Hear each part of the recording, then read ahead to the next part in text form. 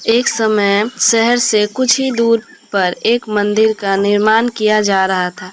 मंदिर में लकड़ी का काम बहुत था, इसलिए लकड़ी चीरने वाले बहुत से मजदूर काम पर लगे हुए थे। यहाँ वहाँ लकड़ी के लट्ठे पड़े हुए थे और लट्ठे व सतीर चीरने का काम चल रहा था।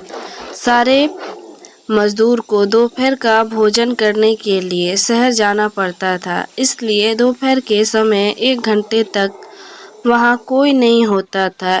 एक दिन खाने का समय हुआ तो सारे मजदूर काम छोड़कर चल दिए। एक लट्ठा आधा चीरा रह गया था। आधे चीरे लट्ठे में मजदूर लकड़ी का किला फंसाकर चल गया।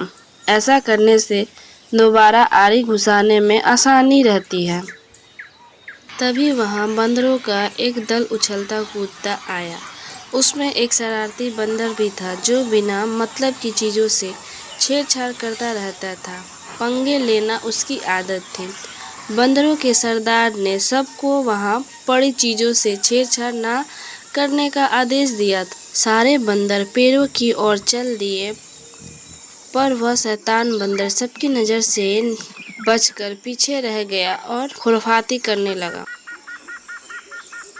उसकी नज़र अधचीरे लट्ठे पर पड़ी। बस वह उसी पर कूद पड़ा और बीच में अड़ाए गए किले को देखने लगा। फिर उसने पास पड़ी आरी को देखा, उसे उठाकर लकड़ी पर रगड़ने लगा। उससे किड़किड़ की आवाज़ निकलने लगी तो उसे गुस्सा आ गया और गुस्से में आरी पटक दी। उन बंदरों की भाषा में किड़किड़ का अर्थ होता निठल्ला। वह दोबारा लट्ठे के बीच फंसे कील को देखने लगा। उसके खुरफाती दिमाग में शैतानी चलने लगा। इस कीले को लट्ठे के बीच से निकाल दिया जाए तो क्या होगा।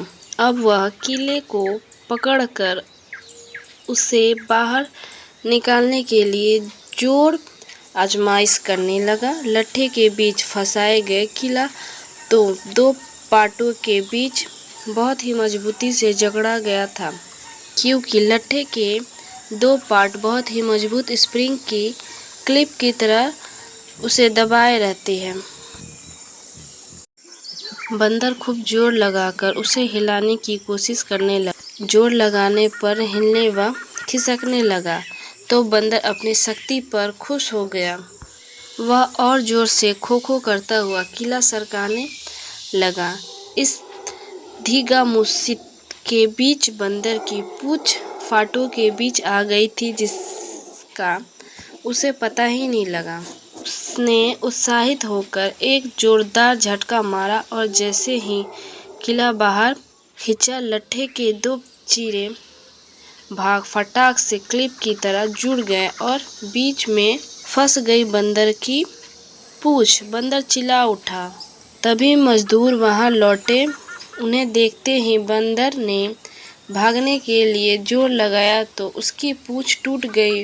वह चीखता हुआ टूटी पूंछ लेकर भाग गया।